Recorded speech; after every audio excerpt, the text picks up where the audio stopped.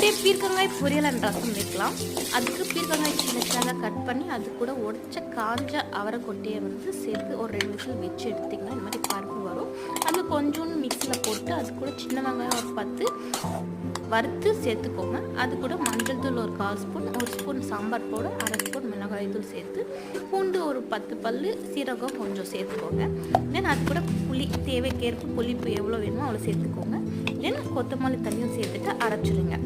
தென் தாளிச்சிடலாம். நாம் தாளிக்கிறதுக்கு பொரியலுக்கு வந்து பார்த்திங்கன்னா கடுகு, வெங்காயம், கருவேப்பிலை சேர்த்துட்டு அது கூட தண்ணி எடுத்து வச்சுருக்க பீர்க்கங்காயும் பருப்பையும் சேர்த்துட்டு தென் தேங்காய் அண்ட் கொத்தமல்லி தழை தூவிட்டு பொரியல் ரெடி பண்ணிடலாம்.